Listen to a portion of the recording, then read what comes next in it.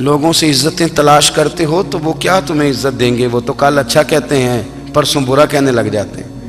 لوگوں کے سامنے گڈ بک میں آنا چاہو گے تو وہ تو سویرے تمہارے بارے میں کچھ کہیں گے، شام کچھ اور کہیں گے۔ اپنی روحانی زندگی آباد کریں، اپنے مسلح کو وقت دیں، اور دنیا سے چھپ کر اس موبائل کو بند کر کے اور اپنے آپ سے بھی چھپ کے اور تنہا ہو کے چھپا کے سارا کچھ اپنے آنسو اپنے رب کی بارگاہ میں پیش کریں، اس کے حضور حاضری دیں۔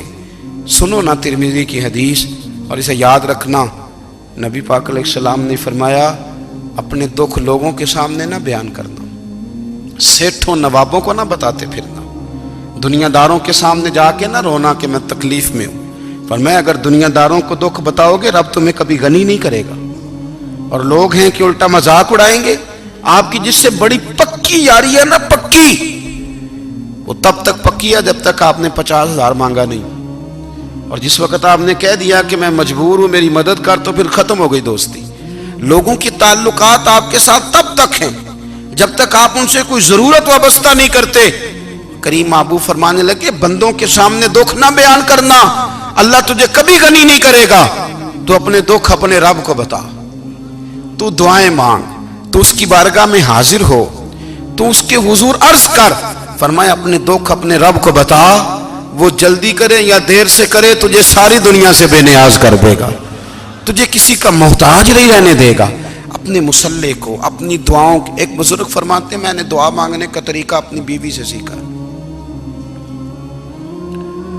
دعا مانگنے کا طریقہ اپنی، سیکھنے والے تو اپنے بچوں سے بھی سیکھ لیتے ہیں، سیکھنے والے تو ہر ایک سے سیکھتے ہیں۔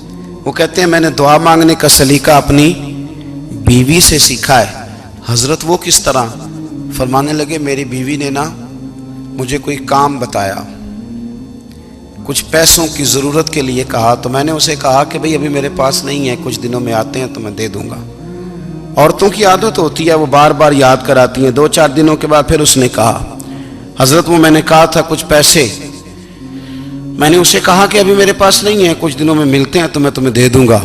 اس نے کچھ دنوں کے بعد پھر کہا حضور وہ میں نے کچھ پیسے کہے تھے۔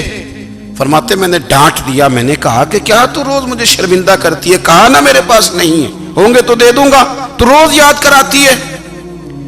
فرماتے ہیں اس نے پہلے تو میری ڈانٹ کو سہا، پھر میرے سخت جملوں نے اس کی آنکھوں میں آنسو پیدا کر دیے، پھر اس نے اپنے آنچل میں اپنے اس دکھ کو سمیٹا، اور پھر اس نے ایک جملہ کہا تو میں رو پڑا، اور مجھے اپنے رب سے مانگنے کا طریقہ آ گیا۔